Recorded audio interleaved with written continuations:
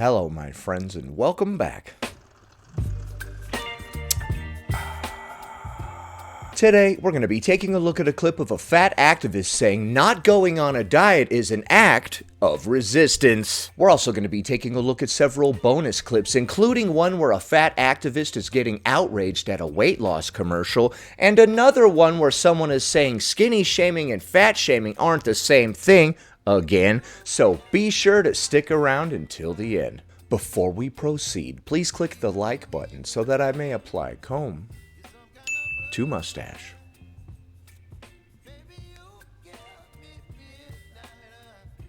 Messages for all the fat folks, all my fat friends on here. If you're not fat, you can just scroll up. They start off so many of them like that. Okay, now that it's just us. Now that it's just us, she's all like, come closer, and then... Sorry about that. How you doing? I've been alright, I guess.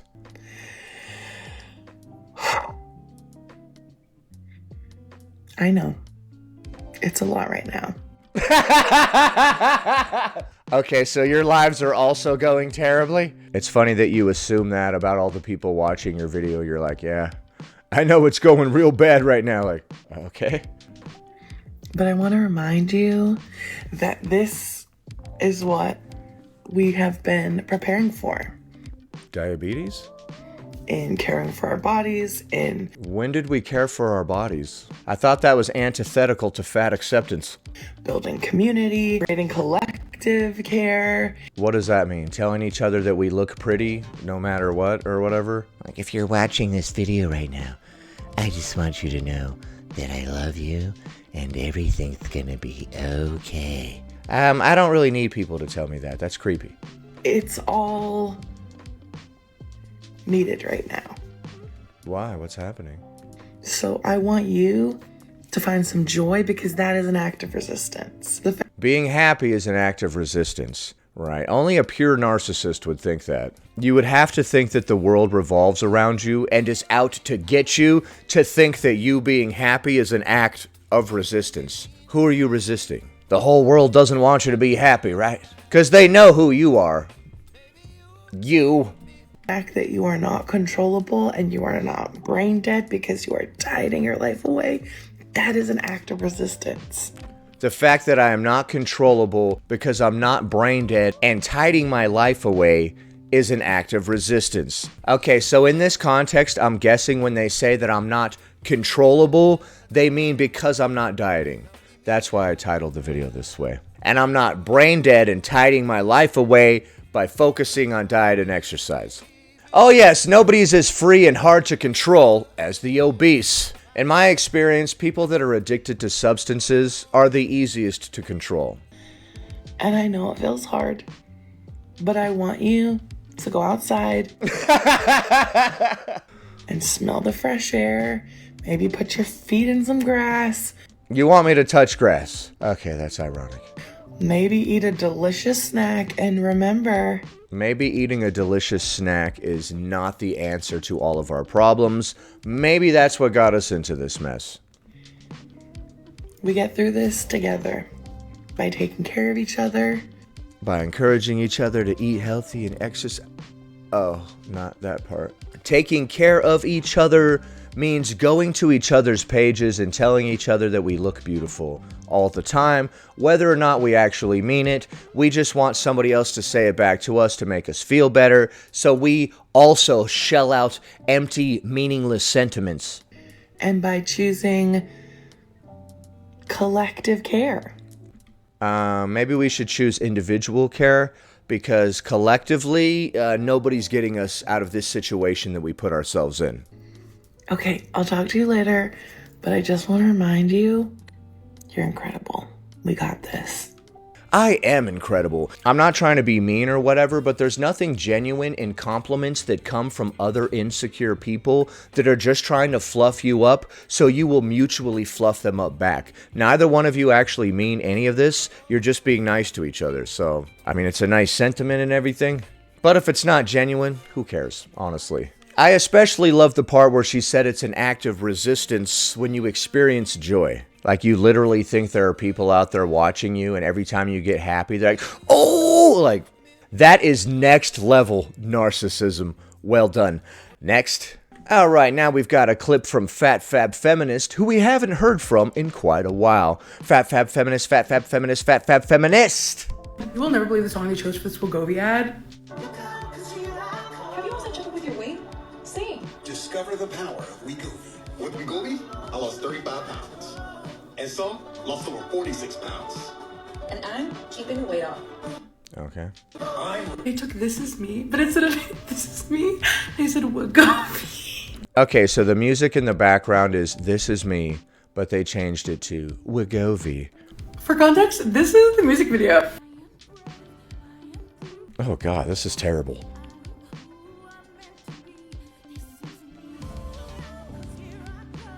Me, I, me, constantly. A lot of music is like that now.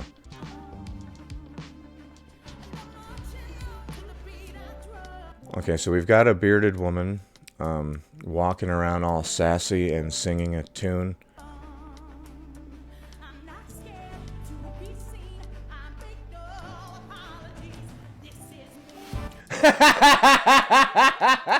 Okay.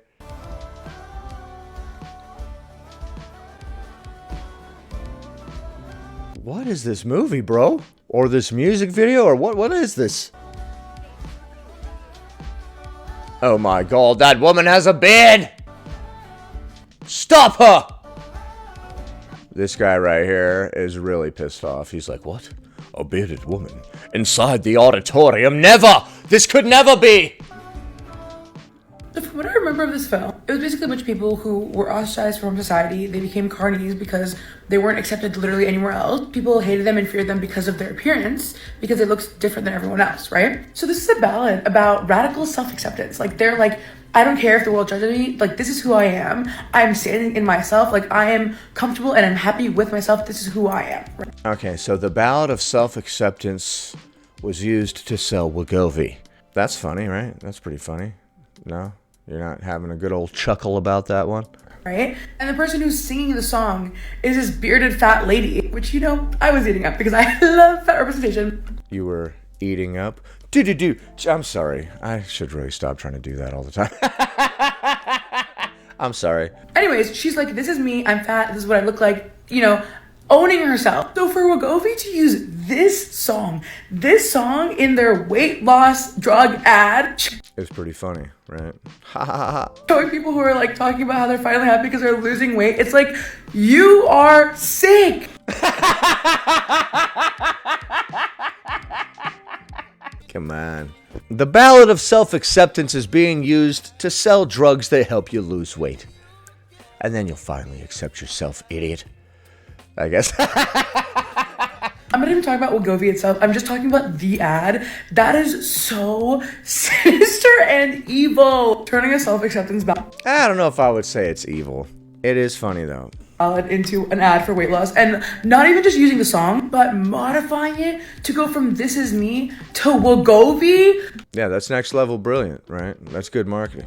You're sick. You're so sick. Okay, well, I disagree. I don't think it's sick. I think it's funny. And maybe Wegovy is pushing the idea that people can accept their brand new snatched body thanks to Wegovy. This video is sponsored by Wegovy. No, I'm just kidding. One day, Wegovy, what's up? I'm right here, baby. I'm right here. You know, one could argue that self-acceptance has nothing to do with accepting when we're obese, or accepting parts of ourselves that we can change, such as our weight. Self-acceptance would be like, oh, I got a burn mark right here. Nothing I could do about that. Guess I'm just gonna have to live with it. I would imagine the parts of ourselves that we can change, we don't need to accept. Next. Fat person exists, but a thin person says, after looking at the fat person, fat shaming and skinny shaming are the same. This is a really lackluster back and forth, dude. What? I'm just existing. What are you talking about? Again, thin person. Okay, you're the thin person when you're on the left side. Okay, all right. Well, skinny shaming is the same as fat shaming. Oh, okay, we're gonna get into this? Oh, okay. Yeah. Well, they're not the same because one is systemic oppression and then the other is bullying. Except for the part where it's not systemic oppression. One of them kills fat people. Skinny shaming kills fat people. Oh, are you saying the other one? I don't know, man. You sure it's not the myriad of health conditions related to obesity that's doing it? All right, that's a little dramatic, don't you think? People definitely shouldn't go around bullying each other because of their weight or their appearance, but if somebody said something mean to you, is that really ending fat people or whatever? Back in my day, we used to have this saying, and it went like this: "Sticks and stones may break my bones, but if you call me a bad name, I will literally die." Oh, wait, no, that's the new version. Back in my day, it went, "Sticks and stones may break my bones, but words will never hurt me." You could literally choose to ignore anything that anybody says to you, no matter how crazy it is. You can call me anything, you can tell me to go harm myself, do X, Y, and Z, and I can literally just ignore it. I could be like, yeah, no, I don't really value your opinion. I don't care what you have to say about anything. Your words are bouncing right off of me. Go fuck yourself, essentially. I'm gonna pop my pussy, and I'm gonna smoke my and talk my shit, and that's that. What's up? I pop my pussy. That was a reference to a J-Bay video. Go back and watch that one from Tuesday. And then the other one is bullying. One of them systemically discriminates people Neither one of them does. They're both just bullying. There, I'm glad I could clear that up for you. against their body size, and the other one is bullying. And then the thin person goes, "Oh my god, why are you invalidating thin You don't have to say that. We know that the thin person is the person on the left, right? people? Oh my god, stop implying that skinny shaming doesn't exist or isn't bad." Is that how thin people talk? Oh my god, skinny people talk like such a dumbass. Like, it's still bad. But like, fat shaming is just as bad. Yeah, skinny people sound like absolute morons, bro. Clearly. Dunderbeaks. Like, skinny shaming is still bad. And that's how the narrative changes to fat people invalidating thin people, when all we're doing is defending ourselves against your initial invalidation. Well, I don't think that anybody's invalidating anybody. If you're like, I get shamed for being fat, and a skinny person is like, I also get shamed for being thin, there's no invalidation. That's just somebody telling you that they go through the same damn thing, and that your situation is not unique. And then you have to try to play this game where you say that yours is worse, like fat activists always do. Yeah, your situation sucks, but mine sucks worse. You all need to feel bad for me, and only me. Me. It's honestly weird. If you don't have any sympathy for anyone else or their situation, how do you expect them to have sympathy for you? I would say that people should stop bullying each other based on their weight or physical appearance in general, whether you're skinny or fat or whatever. Next, being fat at the doctor. Hey, so I've been having a lot of trouble breathing for like a while now. You're fat. Thank you. That's a good point, Doc. You know, I never thought of it that way. Go on. Yes, I am. Well spotted. All right, she's kind of funny. Right, so the breathing. It's been happening pretty much my entire life, on and off. I remember actually, you are fat. Your doctor is very observant. Give him a raise. Or her. Okay, so you went to the doctor complaining of breathing problems, and your doctor acted like excess adipose tissue pushing down on your chest might prevent you from breathing. What an idiot. Feels like there's a freaking elephant sitting on my damn chest, right? Yes, you are. I feel like we've established that. Could I All right, you're all right. I like you. Go. tell you about the symptoms that I'm having, or sure, No, get out. fatso, huh? I'm sorry that I keep pausing and laughing every 2 seconds. This is very funny to me. I feel like we've established that. Could I tell you about the symptoms that I'm having, or sure, fatso, huh? I hate it when my doctor calls me a fatso. Hi, I'm an overweight person at the doctor's office. I have some elbow pain. You're fat. Get out! Get out! But my elbow... Oh. Yep, go ahead. Right, anyway, so it mostly happens when I try to exercise. Being fatigued will happen if we're weighed down by an excess of adipose tissue. That's definitely not helping us breathe, not helping our energy levels, none of that. Which you don't do. Because you're fat, right? I don't exercise because it hurts to breathe when I exercise. I'm sorry, could I talk to someone else maybe? When I was overweight, I couldn't jog either. Now I can, so. No, I'm so sorry. We're all booked up today. Fatty says what? What? That's what I thought. Listen. All right, she's just being silly, but I get the point she's trying to make, although it's not really a valid point in my opinion. I'm fairly certain that I have asthma. I actually remember getting that diagnosis as a kid, but the paperwork is gone because I'm old and Okay, well, you probably should have brought that up quite a while ago, yeah? You come up in here complaining about your inability to breathe.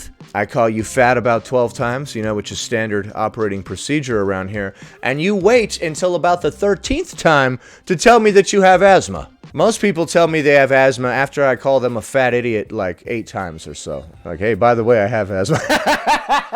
You can stop calling me a fat idiot and uppercutting me now, please, Doc. Come on, doctor, stop hitting me. Ow, God, what the hell? I told you it's asthma. It's not related to my weight. God, why are you so snatched? Oh my God, quit hitting me. I don't know where it is anymore. It's not like on a computer or anything. Well, next time you come in here complaining of breathing problems and you have an established condition with your lungs, probably bring that up to me right in the beginning, Have you tried not being fat? No, I haven't. Thank you so much. I'm going to get on that right away.